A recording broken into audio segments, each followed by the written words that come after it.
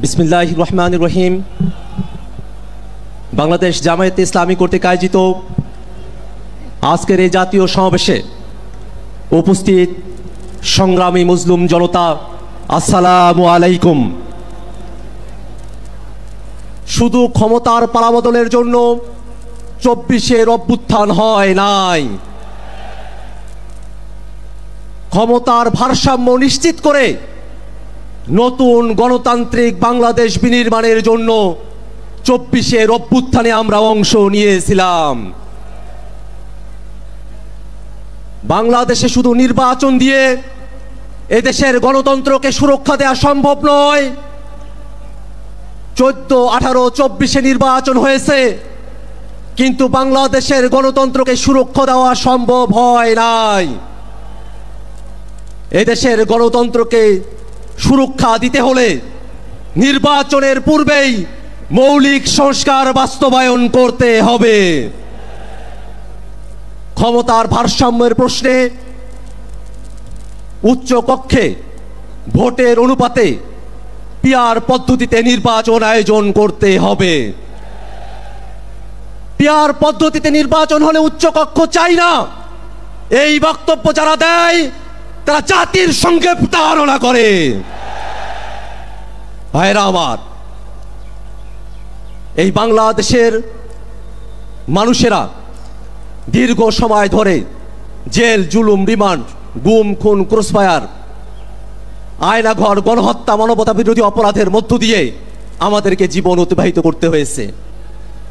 এই বাংলাদেশের মুসলমানরা তারা সংখ্যায় বেশি হলেও অধিকার এবং মর্যাদার প্রশ্নে অপরায়ণ করে তাদেরকে সংখ্যালঘুর থেকেও ছোট করে রাখা হয়েছে। ইসলাম পালনের ন্যূনতম অধিকার বাংলার মানুষকে তারা দিতে চায় নাই। আমরা স্পষ্ট করে বলি, এই বাংলাদেশে ধর্ম পালনের কারণে কোনো মানুষের প্রতি আর কোনো জুলুম আমরা হতে দেব না। এদেশের মুসলমান, হিন্দু, বৌদ্ধ, খ্রিস্টান সকল ধর্মের মানুষ সকলে শান্তিতে বসবাস করবে জুলাই অভ্যুত্থানে, এটাই আমাদের প্রত্যাশা।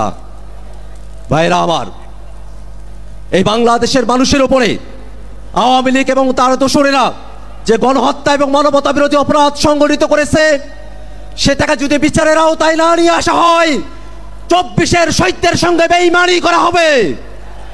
অতএব বাংলাদেশে ভবিষ্যতে যাতে আর কোনো ফ্যাসিবাদ এবং স্বৈরাচার জন্ম নিতে না পারে, ঠিক এই কারণে আওয়ামী লীগ এবং তার দোসরদেরকে অবিলম্বে বিচারের আওতায় দাঁড় করাতে হবে।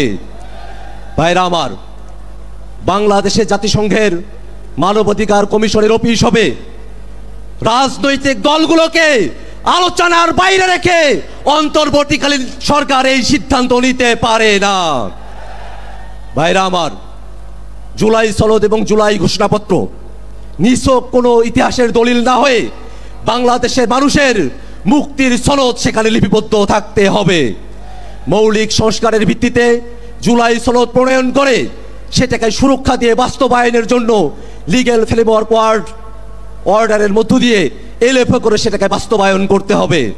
ভাইরা আমার, বাংলাদেশের মানুষেরা নতুন একদিনের প্রত্যাশা করে, যে নতুন দিনে বাংলাদেশের ফ্যাসিবাদ বিরোধী সকল পক্ষ ফ্যাসিবাদের বিরুদ্ধে বাংলাদেশের স্বাধীনতা, সার্বভৌমত্বকে রক্ষায় একযোগে কাজ করবে।